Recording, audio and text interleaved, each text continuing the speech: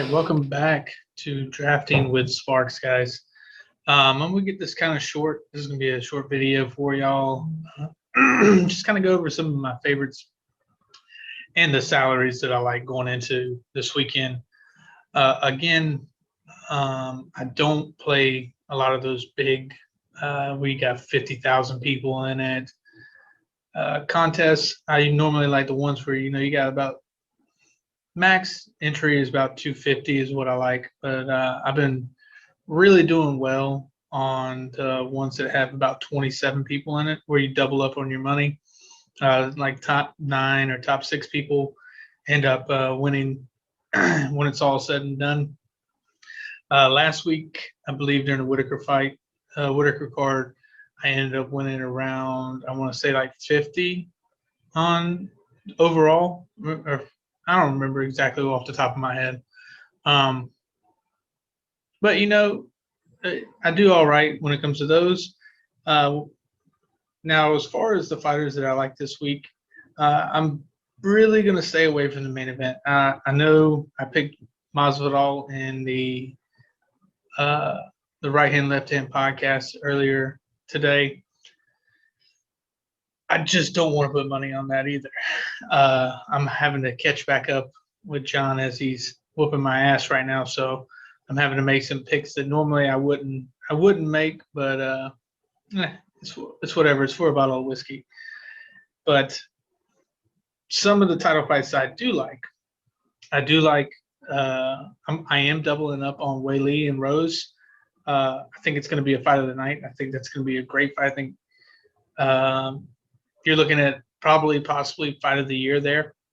Normally, I don't double up on fighters, but when you have two talented fighters like Weili and Rose, and then not to mention how exciting Weili is, especially in her last fight with Joanna, and I think Rose is a better Joanna, to be honest with you. She might not have the striking credentials that Joanna has, but as far as the overall fighter, I believe she's equally as good as Joanna, if even better. So I think this is going to be a great fight. I think Weili's gonna take it. I do, but I don't see a finish. And if there is a finish, it's going to be Weili finishing Rose. I just don't see. Only way Rose gets it done is if she submits her. And I haven't seen Weili's ground game, and that could possibly happen. We could be completely underestimating Rose in this, and Weili's ground game could be nothing. I mean, I haven't seen it since she started. She's just been running through people, but we'll see. So I do like that fight. I like I'm staying away from Valentina just for her. She costs the most on DraftKings at 9,500. It's not worth it for me to go up that high. Just like Kamaru Usman at 9,400, it's just not worth it. But like Weili at 9,000, it's like right in the sweet spot in the max that I want to spend.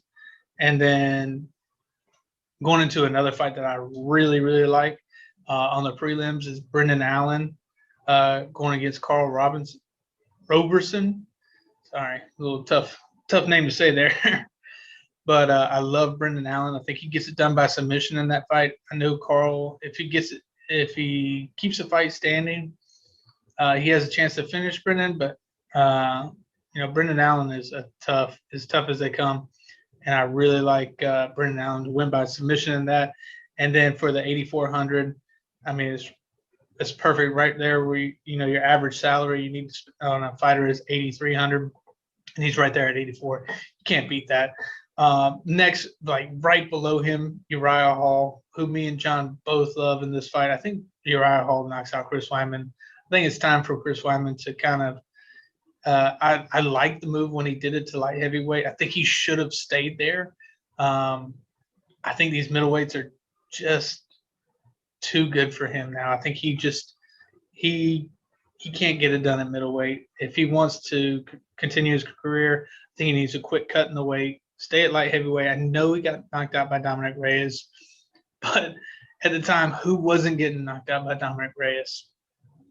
So I love Uriah Hall on this one. It's again 8,300. Love the price there. Next is Tristan Conley. Now, if you don't remember Tristan Conley, it's been a while since he's fought.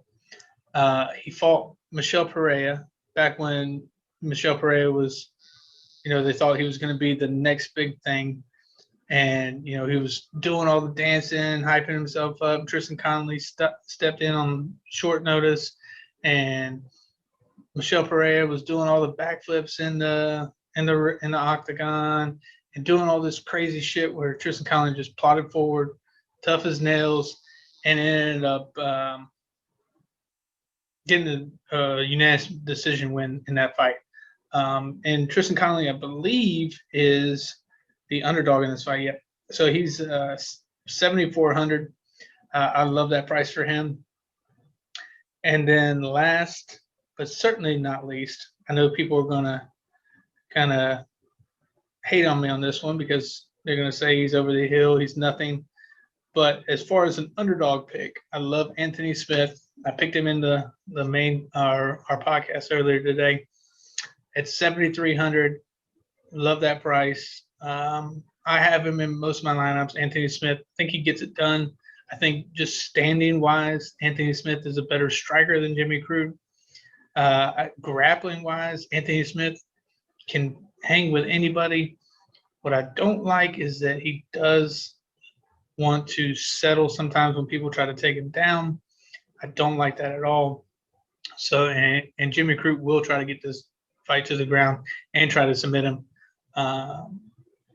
And another thing is I don't like how Anthony Smith will give one to take two sometimes. His absorbed strikes is, I believe, strikes landed is 2.4, and then absorbed is 4.4. So, and then it's complete opposite for Jimmy Crute, where he lands 4.4 and only absorbs 2.4 strikes per minute. So I don't like that aspect as far as the numbers go in this fight.